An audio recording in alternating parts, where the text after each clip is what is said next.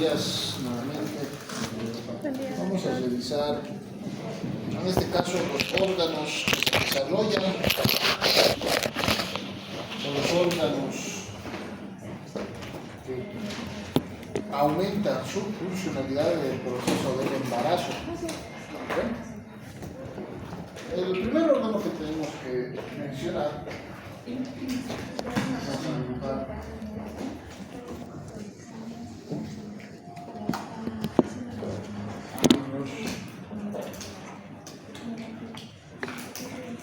se encuentra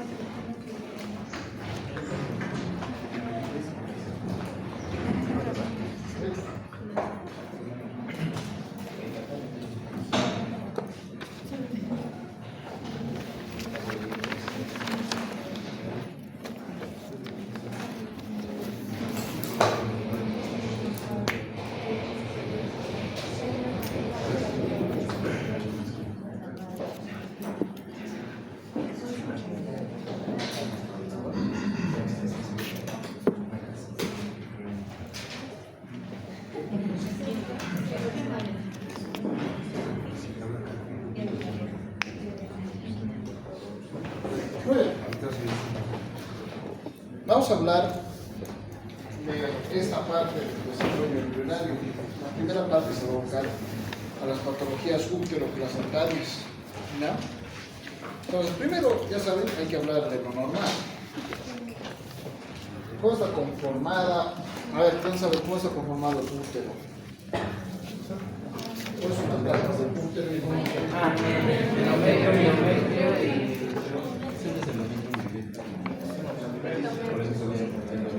es el endometrio, el miometrio.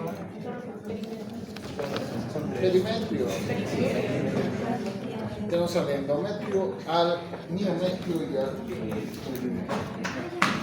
La capa superficial es una capa un poco, ¿cómo se puede decir? No es correcto decirlo inestable. Tiene desarrollo intermitente. El miometrio, dependiendo del ciclo menstrual, pues va a desarrollarse mucho y después se refriega, se rompe, se cierra la vasculatura y lo que pasa es que el endometrio superficial se separa, ¿cierto? Desencadenando el proceso de la menstruación. Entonces el endometrio tiene dos capitas funcionales. El endometrio tiene el endometrio basal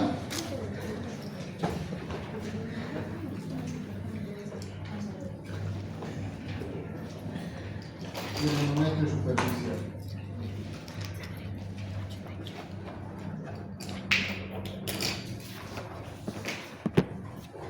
El endometrio basal tiene otro nombrecito que es el secretor. Y el endometrio superficial es el proliferativo.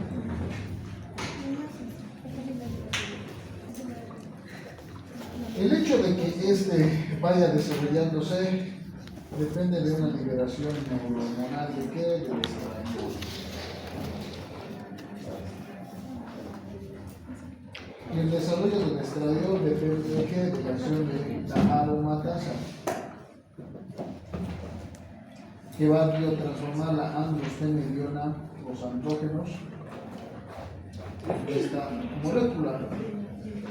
Esto tiene básicamente repercusión en que dos sistemas funcionan, dos grandes sistemas.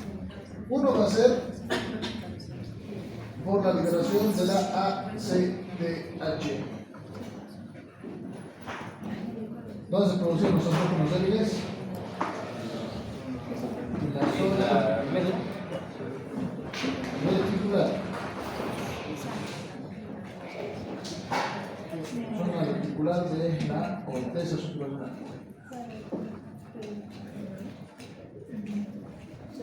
Vamos a ver aquí una patología, pero en la siguiente clase. Tenemos asociada a esta alteración. Se va a denominar el síndrome de ovario poliquístico.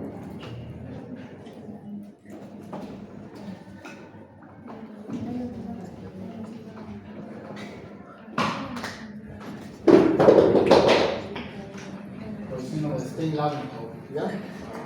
Ahora vamos a ver esto. El proceso ovárico, el proceso de la biotransformación del estadiol, depende de otras moléculas, de la LH y la FSH. Muy bien, por lo cual esto tiene una repercusión importantísima de las hormonas gonadotrofinas, GnRH. Muy bien. Las liberaciones intermitentes de esta hormona desencadenan que también de manera intermitente se libera la hormona leucokinizante, que se libera de manera intermitente la folículo estimulante. Al producirse una liberación episódica, rápida, con altas dosis de administración, con alta concentración de estas moléculas, desencadenan la biotransformación de la célula folicular. La célula folicular es la que biotransforma por medio de la aromatasa. ¿Bien? Con lo cual vamos a tener crecimiento de este tejido, del endometrio superficial que se desarrolla.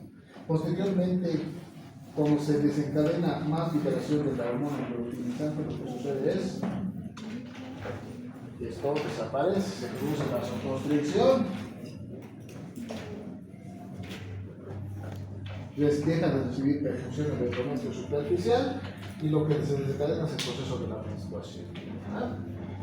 Esto es un pequeño resumen. Vamos a ver la siguiente clase de todas maneras, mucho más profundamente. ¿Ya? Entonces, en el caso del endometrio, dos capitas tiene resultado. Y precisamente del endometrio superficial se va a desencadenar la formación de dos sustitutas.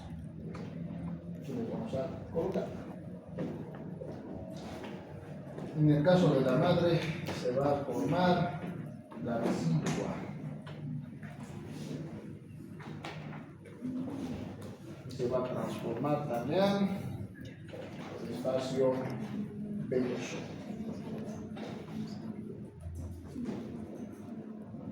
Las vellosidades maternas se encuentran en el espacio intervelloso. Muy bien, entonces tenemos dos capítulos. La residua y el espacio intervelloso. Muy bien, ¿hasta acá todo claro? ¿Cómo está formado, cómo está tapizado el endometrio? ¿Cómo está conformado el endometrio, ¿me sabe? Con una capa mucosa muscular. No, el endometrio.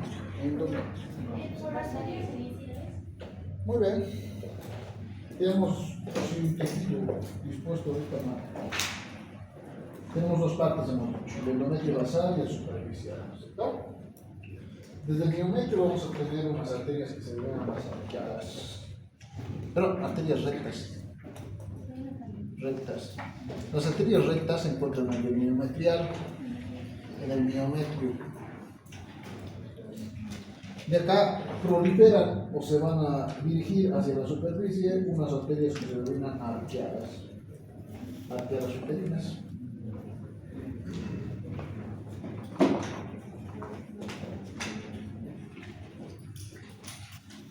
Finalmente, en la parte superior vamos a tener unas últimas arterias que tienen forma hipoidal, por lo tanto se llaman arterias hipoidales.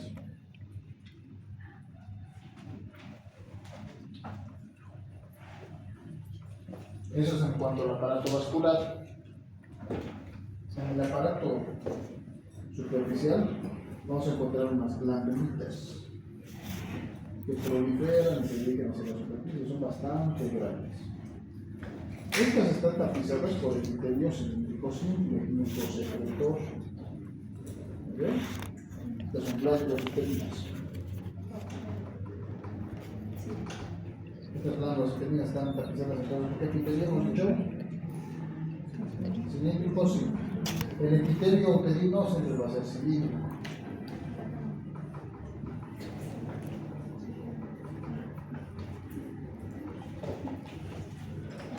Y entre ellas vamos a encontrar un espacio intersticial, el intersticio entre el tejido, formado por tejido conectivo denso, irregular o lateroso.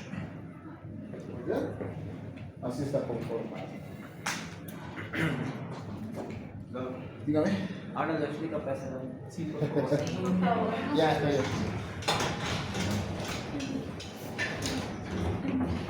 ¿Se puede ver? Dos cositas tenemos que saber acerca del endometrio. El endometrio es un órgano, ¿cómo puede decir? Irregular. Básicamente va a tener, depende de su proceso de desarrollo de la liberación de componentes hormonales. Muy bien. En el proceso de la menstruación se desencadena la ruptura, la obstrucción, de la vasculatura. Se cierran estos vasitos, los vasos rectos y las arterias arqueadas. Y al cerrarse, lo que desencadenan hacen que todos estos vasitos helicoidales ya no reciban perfusión. Por lo tanto, todo el tejido que se encuentra en la parte superficial muere. Y al morirse se desnaturaliza. Por lo tanto, todo el tejido se libera en el proceso de menstruación. Muy bien. Aparte del tejido vascular, está formado por epitelio, una capa mucosa. Esta también se desprende por si acaso. La capa mucosa del epitelio está formada por estructuras glandulares tapizadas por epitelio cilíndrico simple. ¿Bien? Este epitelio cilíndrico simple va a formar, en esta interfase entre el epitelio cilíndrico simple, entre el epitelio superficial y el tejido vascular, vamos a encontrar el intersticio. Este intersticio es el que precisamente va a formar la decidua. ¿Bien? Es importante que este tejido se encuentre ahí. ¿Por qué razón? Lo vamos a ver a continuación. Bien.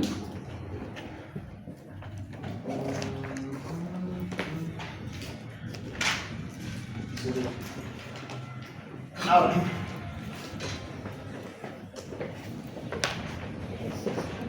Eso es por parte de la madre. El tejido formado por el proceso embrionario, por el desarrollo del gameto, es el resto. ¿Cómo se llama este órgano que se encuentra asociado hacia la vesícula? La placenta. La placenta forma una especie de vellosidades acá. La decidua se vuelve grande, porque se rompe el tejido epitelial que se encuentra en la superficie y solamente queda un espacio velloso. ¿Ya? Esas vellosidades están tapizadas. ¿Por qué?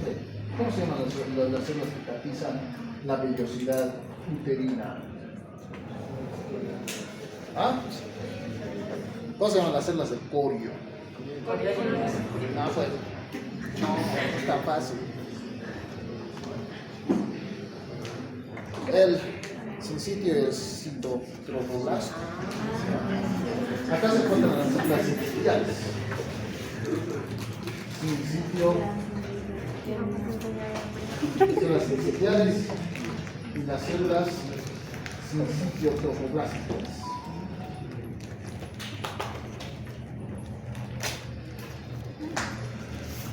Estas son las que se encuentran en la cara materna. Y estas son las que se encuentran en la cara fetal. ¿Bien? ¿Qué tipo de epitelio son estos? Son epitelio plano. Todas son células planas. Inicialmente son cúbicas, pero luego se vuelven planas. Son células planas. Y son casi células endoteliales, pero son células de interfase asociadas al endotelio embrionario.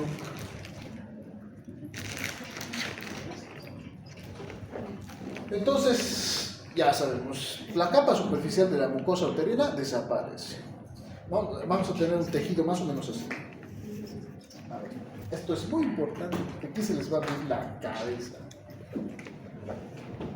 En la placenta existe la relación de la decidua materna con el espacio velloso formado por el sincitio tropoblasto y el citotrofoplasto fetal. ¿Bien? Entonces, por un lado vamos a tener aquí el feto. Voy a colocar feto.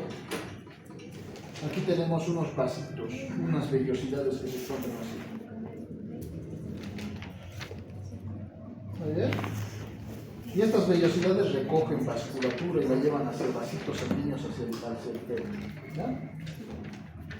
Aquí se forman los capilares del funículo, funiculares, los que van a llevar la vasculatura hacia la arteria,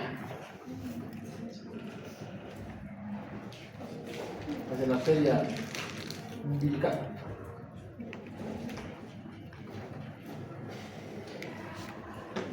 No, me estoy equivocando.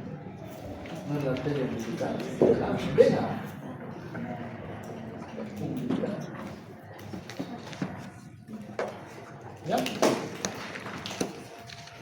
Y por el otro lado, ¿y qué tenemos entre las vellosidades? Aquí tenemos vellosidades, vellosidades. Sincitiotrofoblásticas y citotrofoblásticas. ¿Qué hay en este espacio? Se denomina el espacio intervelloso. Ay, no, desigual.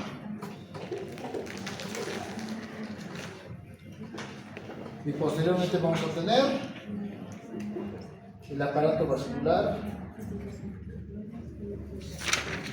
materno.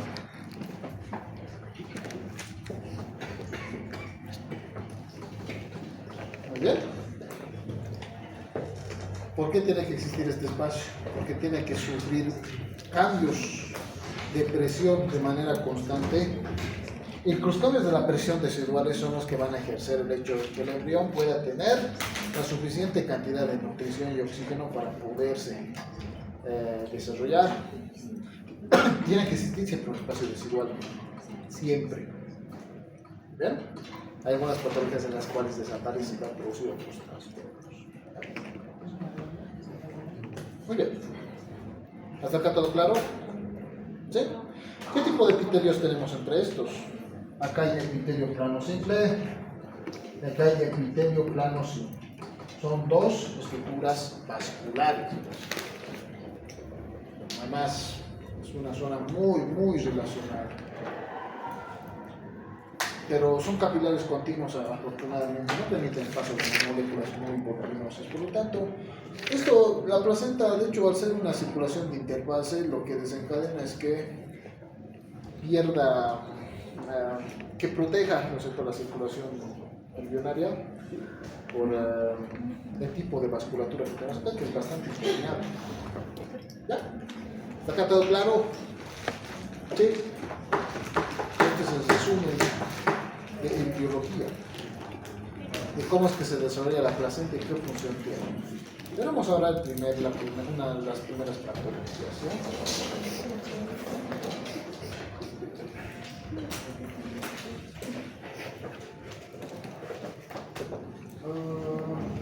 El proyector se va a poner.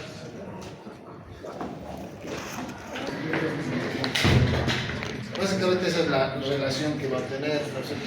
En el proceso gestacional se desarrollan varias estructuras adicionales. El producto de la gestación va a estar protegido por una bolsa amniótica, va a estar resguardada la circulación gracias al corion, a la placenta, y va a tener también cambios histológicos. El útero pierde una de sus capas para desencadenar una interfase celular, el espacio sensorial y las vellosidades que se encuentran a los lados de la vesícula. Entonces, ¿qué patologías vamos a ver acá?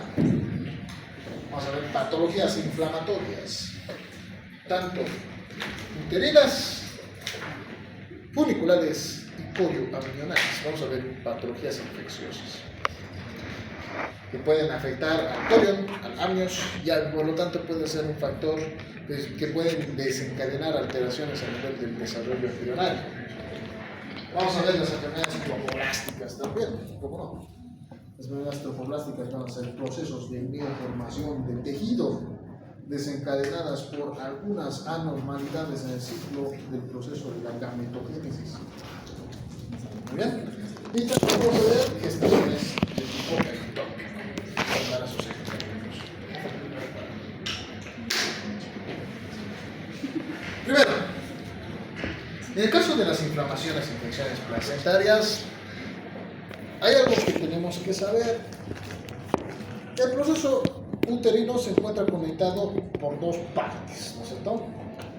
Puede estar conectado con la circulación sistémica gracias a estas arterias que hemos visto acá, las arterias rectas, arqueadas, las cervicales, que pueden ser sitios por donde se puede desencadenar el traspaso, la translocación bacteriana hacia el tejido endometrial, produciendo la enfermedad pelvitorpedida. ¿Ya? Y la otra vía de diseminación hematógena, que es la más frecuente, es por medio del canal. O sea, este es un tubo. Básicamente son múltiples órganos luminales que se encuentran comunicados acá a un solo órgano parenquimatoso. Este es el que produce algo y lleva por una serie de canales algo hasta el útero o hacia afuera, ¿no es cierto? Es un tubo. Entonces, como es un tubo, tiene un inicio. ¿Por dónde creen que se puede desencadenar la mayor parte de las infecciones uteroplacentarias? Por el conducto vaginal, translocación vaginal, hay bacterias, ¿no es cierto? Actualmente, como vamos a ver la siguiente clase, está un poco complicado explicar esto, la primera parte. Pero acá tenemos una microbiota normal formada por lactobacilos. ¿Okay? Estos lactobacilos lo que desencadenan es que elevan el pH para evitar procesos de colonización. Además está lleno de bacterias. No son bacterias atróficas y son bacterias inocuas, son buenas. Muy bien. Por un lado protegen a la mucosa y no utilizan mucho requerimiento metabólico, no utilizan muchos productos de la nutrición celular, ¿no? Este espacio básicamente se encuentra bien circunscrito y este tejido y el proceso bacteriano rara vez, cuando está formado por lactobacilosis, afecta a zonas que se encuentran más alejadas de la mucosa. ¿Ya? Sí. Doctor, ¿es cierto que el consumo de antibióticos altera la microbiota bacteriana de la vagina? Todo. Y El consumo de antibióticos mata absolutamente todas las bacterias que son saprófitas en el intestino, las bacterias que son saprófitas en el aparato reproductor. Entonces, ¿qué se puede hacer ahí? Hay que recomponer nuevamente la microbiota. Tristemente no hay otro microbiota.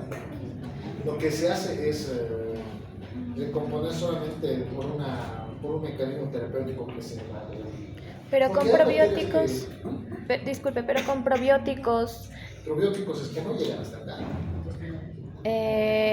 a lo que escuché de una doctora es que existen óvulos que contienen probióticos. Estos pueden restablecer la flora bacteriana vaginal. Sí.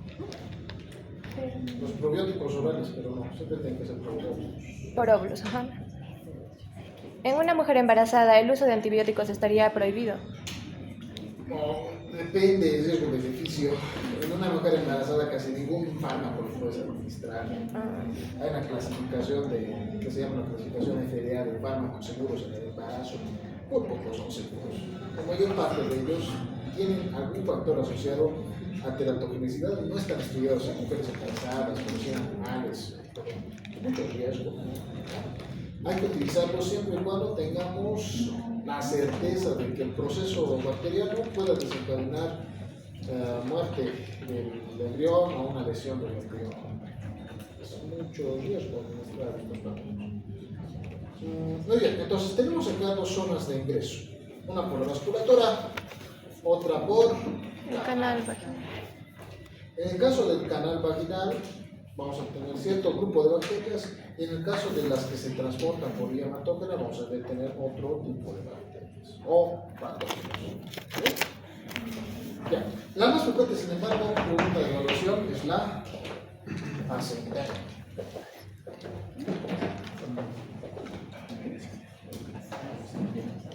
Las dos vías de diseminación de un proceso infeccioso del útero, pasa el ascendente y hematógeno. En el caso del ascendente, pues vamos a ver una serie de patógenos. Aquí solamente colocan algunos. Vamos a ver la siguiente clase. La mayor parte de los procesos asociados a la vulvovaginitis infecciosa. ¿Ya?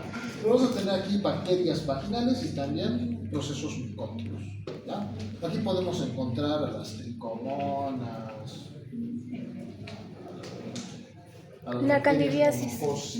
La candidiasis es otro, pero la candidiasis es un hongo, ¿ya? Es una bacteria. ¿Esto qué produce? Si tenemos acá ganglión y tenemos alrededor el borde del ganglión, por si acaso alguien está tomando una papa bastante clara. Si por vía intraluminal ha sido una bacteria ya pasada, se ha hasta acá, que va a desencadenar un proceso inflamatorio, pero el proceso inflamatorio no es cualquiera, es el innato. El innato hemos visto que es bien líquido. Produce un proceso inflamatorio, inicialmente amigdalitis y posteriormente se rompe. ¿Y qué desencadena? Ruptura prematura de membranas.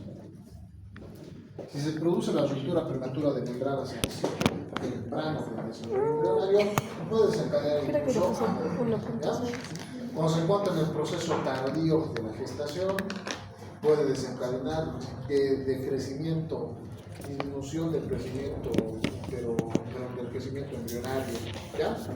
Puede desencadenar la presencia de sepsis neonatal, la presencia de sepsis embrionaria, la presencia de muerte embrionaria, óbito. ¿Bien? Entonces es peligrosa, es bastante peligroso el hecho de que bacterias puedan dirigirse desde este espacio. ¿Vale? Muy bien. En algunos casos, aparte de desencadenar ruptura prematura de membranas, pueden traslocarse hasta acá. Este mismo grupo de bacterias que han utilizado este tejido se va a dirigir hacia la plaza. Ahí se va a denominar corioamnionitis, porque infecta acá, se dirige hacia el amnios y puede desencadenar aquí también. Los son dentro del líquido. ¿Muy bien? Y cuando se encuentra acá hay mayor riesgo de que se dirija hacia el cunículo y por lo tanto desencadene puriculitis y pueda desencadenar sepsis del embrión. ¿Ya? Muy bien. Entonces aquí tenemos ya algunas patologías que se van a venir asociadas hacia la infección ascendente. ¿Qué es lo primero que produce?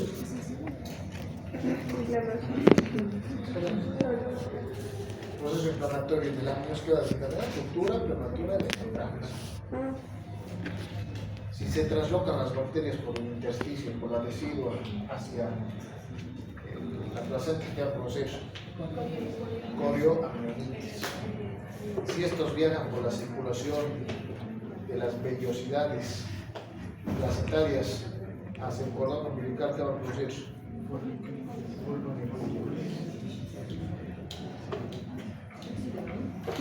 y estamos viendo un ejemplo. En este proceso estamos viendo las vellosidades. Actualmente estas deberían estar vacías, ¿ya? Deberían estar completamente vacías, es un espacio, pero que estamos viendo todo lleno, miren, todo lleno. ¿De qué? Polimorfonucleares. Tenemos acá restos de células necróticas, aquí se encuentran así las vellosidades, miren, aquí está el espacio sencillo protoplástico, aquí está la vesícula, sencillo tromboblasto, la vesícula materna y todo el espacio de circulación pequeño. Estas células rompen esto, se inflaman mucho, rompen el tejido y se generan ruptura. En este caso, un montón de células inflamatorias, polimorfonucleares, montón de necrosis, proceso bacteriano activo acá y desencadenan acá hipertensión a nivel de las estructuras vasculares individuales que están sobresaturadas porque se van a liberar factores asociados a la vasodilatación para aumentar permeabilidad, no solamente en la madre, sino en el embrión también. Se trata de proteger, de desencadenar actividad liberación de factores como las prostaglandinas I2, que producen vasodilatación. Siguiente pregunta de examen, esto les voy a preguntar, es parte de su evaluación. ¿Cuáles son las bacterias que se asocian a patología hematógena? Que tienen asociación hacia las vellosidades, producen vellositas. ¿Muy bien? Hay un acrónimo, se llama el TORCH.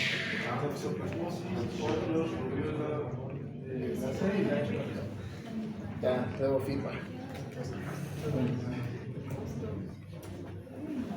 Está bien. Quiere decir toxoplasmosis, otras bacterias, rubiola, cytomegalovirus, herpes. TORCH.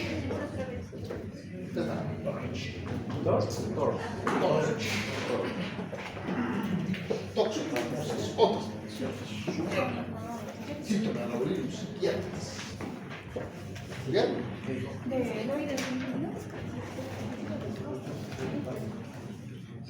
No se van a olvidar, ¿cómo viene por la vasculatura materna? Pues ¿dónde afecta la vellosidad materna? ¿Qué producen estos vellositis? También. Las que se dirigen por vía ascendente producen ¿qué cosa? Coriomionitis y uniformidad. Hasta su sitio de infección es distinto.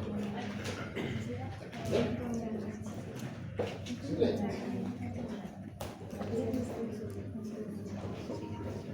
En el caso del TORCH están asociados al síndrome pedicultura. Muy bien, vamos con la gestación ectópica.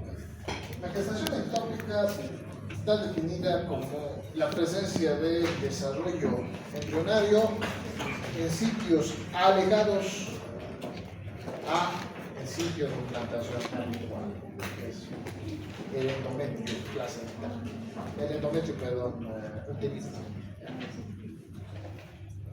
Cuando el embrión se implanta en otro tejido, como la trompa uterina, es considerado el top, se encuentra en la zona ístmica, en la región cornual, es considerado el top. Si este se implanta en el ovario, es el top. Si se implanta en el cervix uterino, es el top. Si se implanta en el peritoneo, es el top. Sí o sí tiene que presentarse la implantación dentro del sitio habitual, endometrio uterino. ¿Bien? Hay varios tipos de implantación, como se menciona acá. Algo que les voy a preguntar, y habitualmente es una pregunta recurrente. Van a ver esta pregunta acá, el siguiente semestre les van a preguntar, eso también. Rota ginecología les van a preguntar esto, van a rotar obstetricia les van a preguntar esto, internado les van a preguntar esto, va a estar en su examen de residencia, va a estar de todo lado. ¿Ya? Preguntas recurrentes, de todo lado. ¿Cuál es el tipo de embarazo ectópico más frecuente? 90% gestación tubárica, con la que se desencadena en la trompa de falopio, literalmente en la zona de implantación en la rueda. La mayor parte de los embarazos ectópicos, para que el embarazo se lleve a cabo requiere de cierta cantidad de presión. La presión vascular y la perfusión vascular es importantísima porque va a regir el desarrollo embrionario. En el ovario habrá la suficiente vasculatura y perfusión. La circulación es básicamente. En el caso de la circulación uterina, la circulación es diseminada, es múltiple. Los vasos sanguíneos están desarrollados acá. ¿Para qué?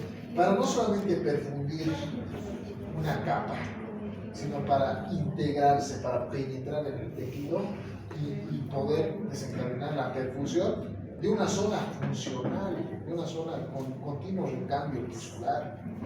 Entonces, aquí la red vascular incluso es lenta, es bien lentecita. lo cual permite que llegue hasta el mínimo espacio en la circulación interna. Todo está desarrollado para eso, para promover la gestación. ¿Ya? Lo que no pasa acá, como pasa en la mayor parte de los órganos. Aquí la circulación es unidireccional, porque este es un órgano de tránsito. ¿Dónde se va a dirigir la vasculatura? Hacia el ovario. Aquí en el ovario y en el útero la circulación es especial, ¿ya? Pero en este no. Acá va a llegar, se va a implantar, pasa al endosalpinx, que es tejido epitelial más tejido conectivo de la trompa uterina, llega hasta este espacio, encuentra un vasito sanguíneo y empieza a desarrollarse. No hay suficiente estrato funcional, no hay estrato suficiente para desarrollarse. El producto no se desarrolla adecuadamente, habitualmente se muere. ¿Muy bien? Pero el tejido anexo al desarrollo embrionario se sigue desarrollando. Se desarrolla el sincitio, se desarrolla el trofoblast, desarrolla corion, desarrolla amnios, y va creciendo, así va creciendo. Incluso sin feto, va creciendo, ya se murió, ¿cierto? Va creciendo a la medida que le permite el espacio crecer. Porque una vez que vence la resistencia de la pared, este se rompe. Y al romperse desencadena hemorragia. La hemorragia va a tener una característica, no es muy presente en de la vasculatura. Se va a presentar un flujo sanguíneo, un proceso menstrual anormal, dicen, pero hasta la sangre es distinta. En el proceso de la menstruación, la sangre es más oscura, habitualmente sangre roja, se van a sorprender. Sangre roja, algo está pasando. ¿Ya? Aparte, la paciente de qué se va a aplicar, porque habitualmente cuando se produce un proceso de sobrecrecimiento acá, no, el espacio para salir no es muy chiquito, sale muy poca sangre. La mayor parte de la sangre no se dirige hacia el perineo. Entonces ahí le palpan, ya la ponen a bombar, le hacen signo de irritación peritoneal Bloomberg. Y a esa paciente le duele, se dobla del dolor, ¿no es cierto? Lo que es que la irritación peritoneal no está tan lleno. Y esto hace que aumente mucho el volumen, le toman una ecografía, ven una hemorragia retroperitoneal. Ven diagnosticada. Y aparte de eso, ven una ecografía abdominal, van rastreando, encuentran unículo roto y desarrollo de un saco germinal. Eso es embarazo, ¿no? Ahora, ¿qué van a hacer con la paciente? Es una urgencia ginecoobstétrica. En Estados Unidos estamos hablando 10%, del 4 al 10% de las muertes maternas en el proceso de gestación. Es altamente mortal. Tiene que identificarse rápidamente y lo que se hace es llevar a la mujer a cirugía. ¿Para qué? Como esto va a seguir sangrando, hay que trampear las arterias, extraer en algunos casos uno de los oviductos y listo. ¿No? Pero es una urgencia, cuando digo es de rápida intervención. Rápido diagnóstico, rápida intervención. Rápidamente llega la mujer con dolor abdominal, le toman las pruebas la prueba de embarazo, sale con beta-HCG positivo, de embarazo, hacen ecografía abdominal, revisan cómo está, la clínica también, el Bloomberg, revisan cómo está, hay hemorragia peritoneal, y ahí habitualmente la cirugía se identifica y lo transporta. ¿Bien? Así es. Después, esta es la más frecuente. En el caso de la ísmica, además que todo produce cuadros inflamatorios y mucho dolor a nivel uterino. En la zona es más resistente porque es pero también puede producir hemorragia, pero no ruptura, afortunadamente, no produce ruptura. En el caso de la ovárica, produce necrosis, produce destrucción del tejido peritoneoso folicular. ¿Por qué se presenta a nivel ovárico? Pues se queda encapsulado, ¿no? Entonces los espermatozoides en el proceso de la copulación llegan hasta acá, no encuentran nadie en la polla, siguen llegando hasta el tubo, y en una de esas encuentran un folículo de Grafsen maduro, todavía no roto, pueden ingresar por la cápsula superficial, por la teca, llegan hacia el ovocito y ahí producen el embarazo. Aquí también es incompatible con la vida. El embarazo ectópico es incompatible con la vida. No se puede permitir que siga. Es imposible. ¿Ya? En el caso del embarazo peritoneal es cuando un ovario no es atrapado por el, bueno, un óvulo no es atrapado por la fimbria, por las fimbrias uterinas, efectivamente se dirige hacia el peritoneo, después de la copulación llegan los espermatozoides, por mala suerte uno llega hasta la base del óvulo que está dirigido hacia el peritoneo y se empieza a... La intramural lucha está la más terrible, porque desencadena un síndrome de inclusión placentaria que rompe muchas estructuras de nivel. Y actualmente las gestaciones intramurales hacen que incluso se considere la histerectomía, sacar todo el útero. Las otras son más conservadoras y las cercanas rarísimas. Eso es cuando se implanta en el cervix. También todos los embarazos ectópicos nuevamente les menciono incompatibles con la vida. No se puede aplicar, no se puede permitir que trasciendan. Porque por un lado el embrión no se va a desarrollar adecuadamente, en algún punto va a morir. Lo único que va a desarrollarse es tejido extrauterino, que destruye tejidos por compresión. Muy bien, claro, hasta acá. Ya fácil.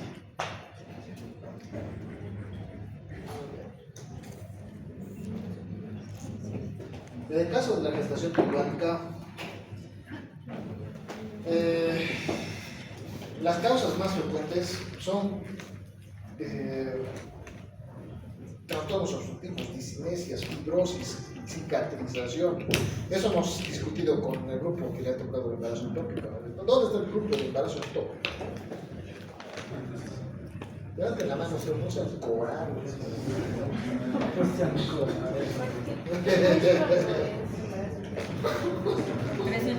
De uno era el embarazo ectópico o aborto, ¿no es cierto?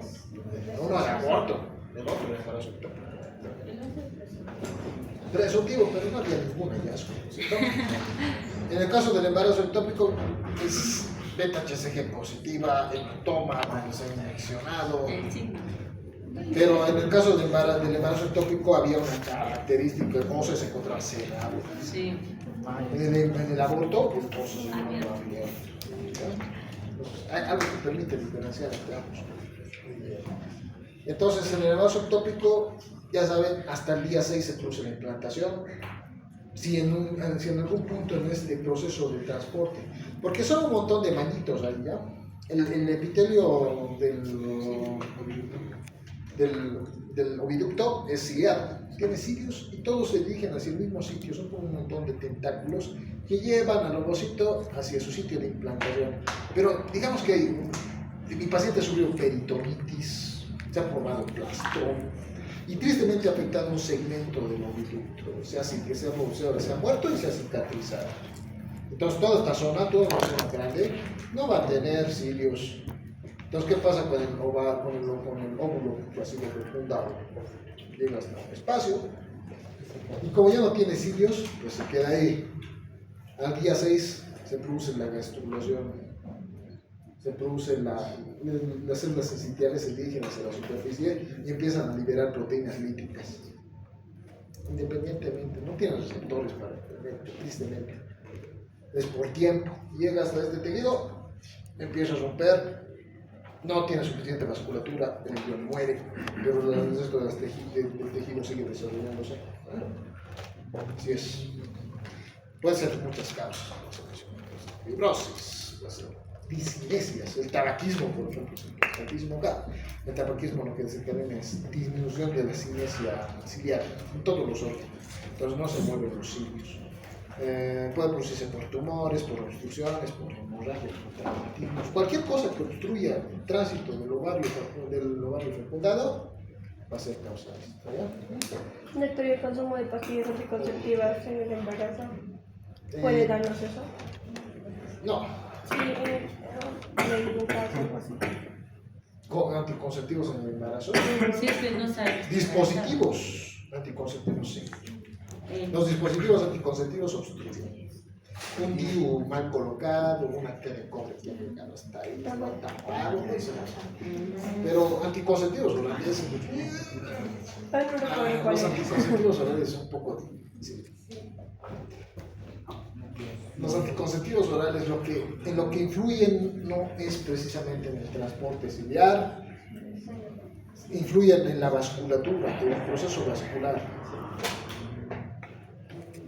Ahora, de que te puedo creer de que el consumo de anticonceptivos puede agravar el caso de embarazo ectópico, sí, pero causa, ¿no? Está bien. Muy bien. Ya. Característica, porque va a estar, pues, tengo preparados casos clínicos, como el anterior. Embarazo ectópico, ¿qué es lo primero que se pide? Prueba de embarazo. Tiene que tener beta-HCG positivo. Si no tiene beta-HCG positivo, quiere decir que no se ha desarrollado corion. Ya no desarrollarse corion, no se ha desencadenado, no tiene un proceso hemorrágico o razón con el embarazo ectópico. Otra causa que buscamos. ¿Ya? Siguiente, patología. La enfermedad trofoblástica. En el caso de la enfermedad trofoblástica estacional, concepto de la enfermedad trofoblástica. Es una distopia. Es una alteración del proceso de la diferenciación celular. Tiene una raíz fisiológica, pero es completamente patológica en su desarrollo.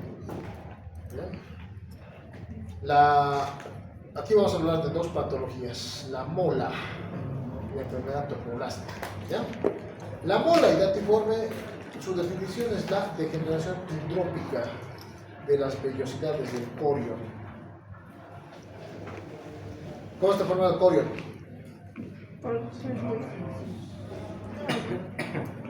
Sí, siento por esto Citotrofoblasto y citotropoblasto. ¿Qué son estas células? Son células epiteliales planas.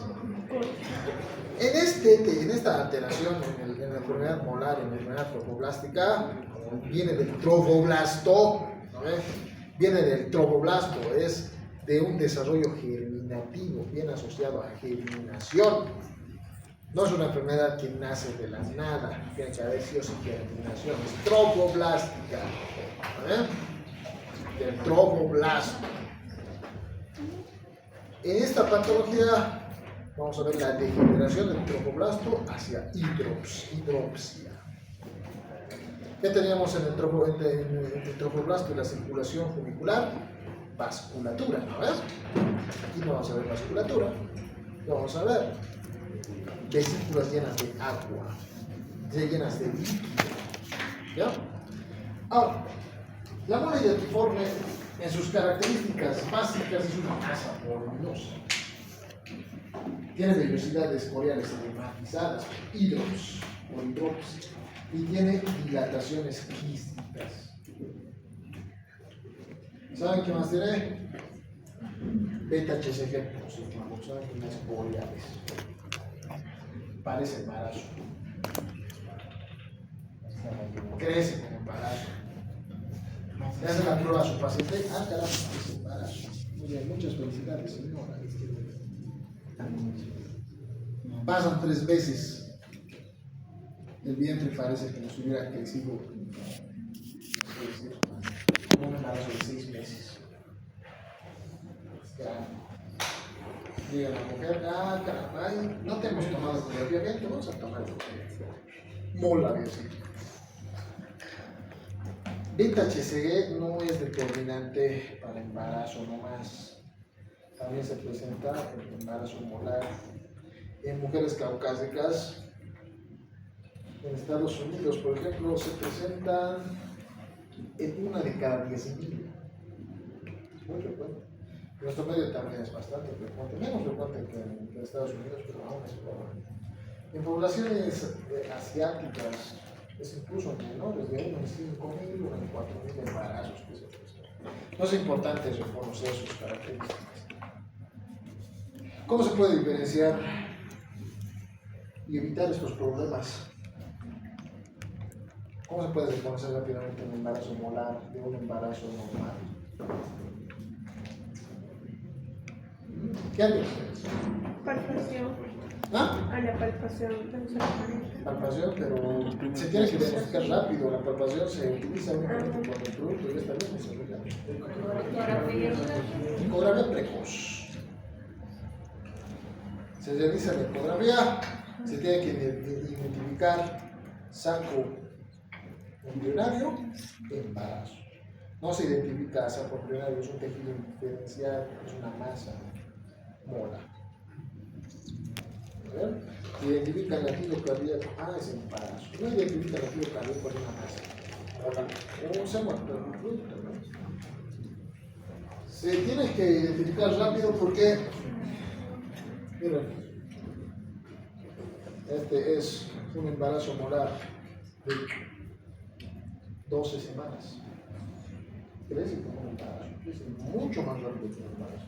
Pero el tejido es distinto, miren, no es un embrión, no es un embrión esto. Está formado por múltiples vesículas llenas de agua, por plástico de burbujas pero lleno de agua. ¿Bien? Hay dos tipos de molas, la mola completa y la mola parcial. La etiopatogenia también es un poco terrorífica, porque en ambos casos, ¿qué hay? Tiene que haber trofoblast, ¿cierto? Y el trofoblasto no se desarrolla si no hay copulación.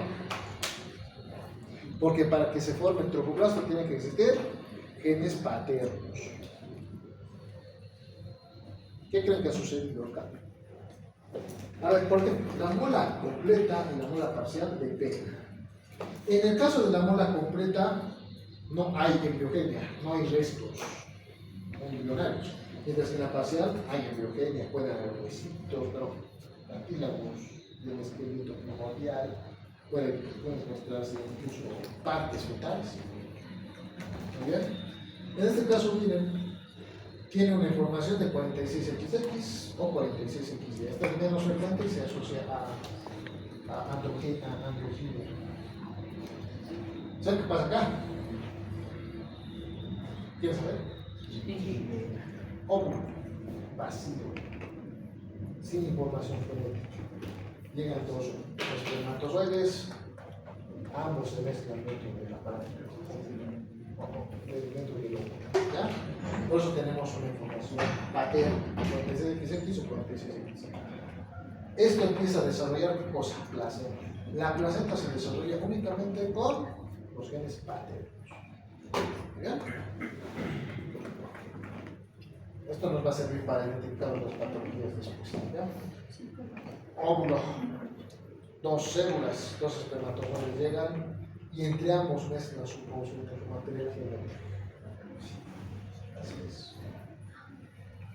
Bien, una tumoral, porque solamente con genes paternos no se puede desarrollar un embrión, se desarrolla una mola, pero se desarrolla básicamente por crecimiento placental, por patología oriónica.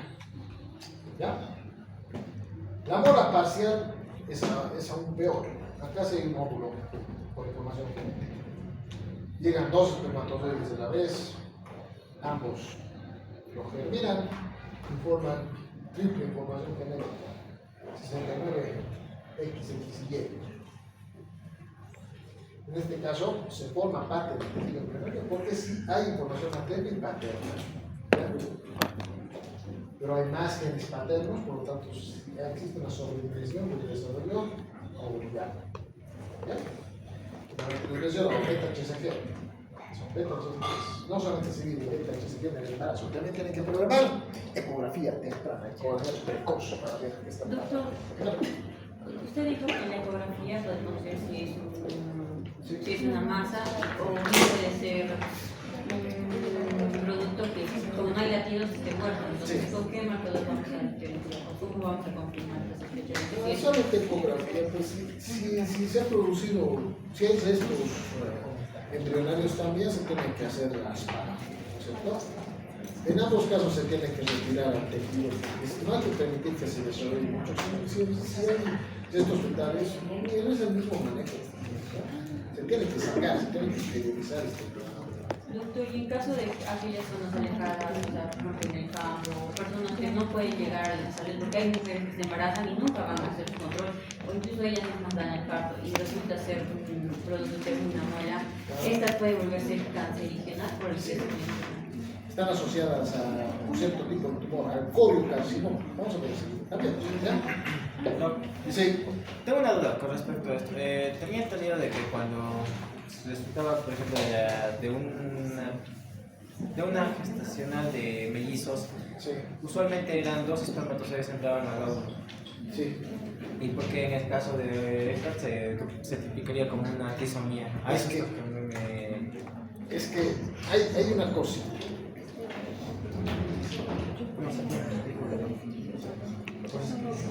No es con 2 espermatozoides. Siempre sumamos los 2 espermatozoides. Ahora, de que se puede separar es otra cosa. Es que no puede haber 3 células diploide y 3 células haploides asociadas al proceso gestacional. Porque no se desencadena la paridad entre los genes. Pero sí son mellizos, ¿no? Es de uno nomás, un embrional, un gemelo con cigoto, ¿no? Es un espermatozoide, un óvulo. Solamente que aquí se separan los, se forma el suficiente material genético para formar 2 gametos. No es con 2 espermatozoides. ¿Ya? Si son heterocigotos y son de distintos óvulos, es uno y uno, ¿no? Si es el uno solo, si son mellizos, si son gemelos idénticos, es uno nomás. Un óvulo y tiene suficiente material para separar. Doctor, Con 3 no se puede. doctor, De todas maneras saldrían distintos, porque tienen distinto material. Cuando hay 2 y 1 es mola. ¿Ya? Sí. doctor, y como en nuestro caso clínico tenemos un embarazo ectópico y un embarazo normotópico, en este caso puede haber un embarazo normotópico y otro molar. Puede haber, porque ambos dependen. En el embarazo molar puede haber. Ambos dependen para su desarrollo de liberación de hormonas gonadotróficas. Así que pueden coexistir. Embarazo ectópico con embarazo normal, sí. Embarazo molar con embarazo normal, también. Sí. ¿Cuál sería la causa del lóbulo vacío? ¿Qué información tiene? Eso. A ver. ¿Qué se cayó? Los folículos en muchos casos desarrollan ovocitos inmaduros. Todavía no desarrollan haploidea, ¿ya? Entonces, pueden producirse el desarrollo folicular con un ovocito que no desarrolla material genético compatible. Eso se refiere con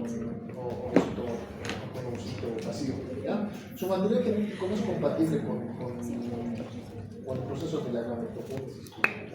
Puede tener menor desarrollo de cromosomas, porque es inmaduro, pero se ha desarrollado de manera veloz, ¿no?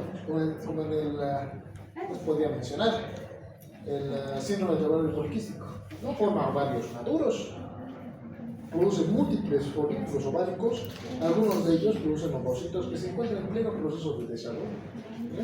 No son maduros, por lo tanto no tienen compatibilidad, son ovocitos que no van a cumplir la metamorfosis. No es que están completamente vacíos, sino que su información genética no es madura, no se desarrolla de manera. Se quedaría en su etapa inicial, no Sí. completaría sus... Se queda en la etapa inicial, no desarrollan. De hecho, muchos se quedan diploides. No se desarrollan. Ya. Ahora, hay otro trastorno acá asociado también. La mole hidatiforme puede tener un efecto, una evolución hacia una mole invasiva. En el caso de la mole invasiva, este embarazo molar, como su nombre indica, va a crecer el citoplazmo de la mole invasiva, crece hacia el miometrio, crece hacia el perimetrio, reemplaza tejido y con su tejido pliable. Vamos a ver.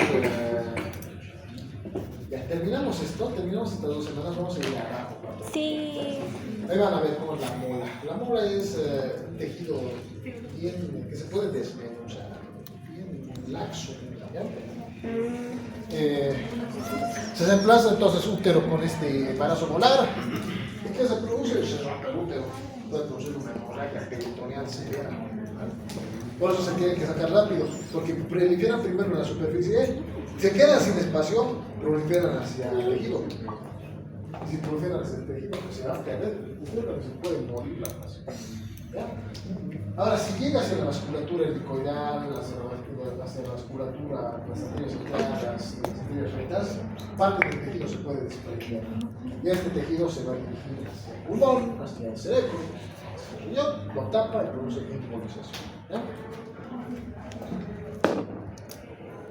Este tumor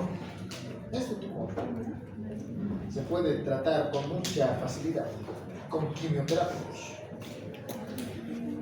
Tiene alta afinidad con quimioterápicos, se necesita quimioterápicos y el tumor tiende a ceder, desaparece en cuestión de días. ¿Por qué? Porque esto solamente está producido por alteraciones del crecimiento celular, son células normales que están creciendo. Cuando el quimioterápico, los citotóxicos se administran, detienen todo el crecimiento celular y hacen que todas las células mueran, porque ya no se produce antigenia en el tumor. Es sensible hacia la quimioterapia, casi en un 100%. El coriocarcinoma, que es su evolución natural también, porque la mayor parte de los coriocarcinomas, el 50% de los coriocarcinomas se desarrollan acá, se desarrollan en el embarazo molar. ¿Ya? Muy pocas veces se desarrollan otros tejidos como el tejido uterino o las vellosidades o el embrión también se puede desarrollar ahí. ¿Ya? La mayor parte son asociadas a ellas, pero también 100% excelente respuesta con quimioterápicos. Miren, así se ve a nivel histológico una mola, es una vellosidad súper grande, llena de agua. ¿Ya?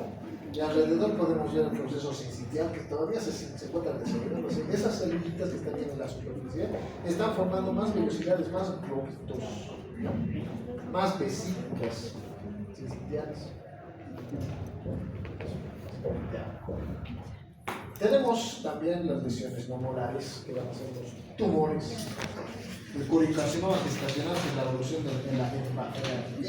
de la mola hidatiforme, en la cual vamos a ver que el desarrollo va a tener un origen básicamente coriónico gestacional, basado en el desarrollo normal de la célula molar. Por eso está asociado al tromboblasto. Aquí tenemos beta-HCG notable, evolución del malo de la mola. Evidentemente tiene que tener beta-HCG, ¿correcto? Características: se ve hemorragia transvaginal con una cualidad bastante parduzca, casi café, amargonada, ¿ya? Y es que no viene con aumento del crecimiento uterino, a diferencia de la mola, que tiene mucho crecimiento uterino. ¿Ya? En el caso de la otra patología, que va a ser el tumor trofoblástico, su origen es el lecho placentario trofoblástico. ¿Ya? En este caso lo que se ve es beta-HCG limitado. Y asociado, aquí está, a trofoblasto. Este básicamente es, ¿cómo se podría decir? Del desarrollo del endotelio superficial del trofoblasto sincitial. Este es trofoblástico por completo. ¿Ya? Del citotrofoblasto. Este está más asociado hacia el desarrollo germinativo y este está más asociado al desarrollo embrionario. Oye, dos patologías tumorales hemos visto dos patologías molares. ¿Cuáles son las molares? Molar y datiforme. Mola hidatiforme y mola invasiva. ¿Cuáles son las no molares? Coriocarcinoma desarrollado a partir de él. Tumor trofoblástico. Epitelio coriónico toxipotencial asociado a mola hidatiforme, no se van a olvidar, pregunta del examen. Les voy a colocar un caso clínico en el cual se encuentra un AMP. Como antecedente de esta patología les voy a colocar mola hidatiforme. Si ven esto asociado al proceso tumoral, ¿y qué van a pensar? Coriocarcinoma. Mientras que el trofoblasto es inespecífico, se desarrolla desde el trofoblasto, desde el tejido embrionario, no desde el tejido coriónico. A eso me voy, ¿ya? Bien. ¿Qué lo tenemos? Buena pregunta.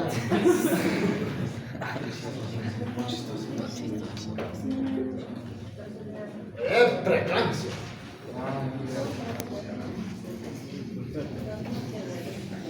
¿Quién es el grupo de preeclampsia? En la siguiente clase no están mis diapositivas, vamos a ver aborto, ¿ya? Por favor, aborto. ¿Qué más nos falta? Ya hemos visto el tópico aborto a cáncer de mama. Ya la siguiente clase también vamos a ver cáncer de mama, ¿ya? Eso vamos a terminar. Los procesos tumorales ya hemos visto. Listo. Hasta ahí llegar.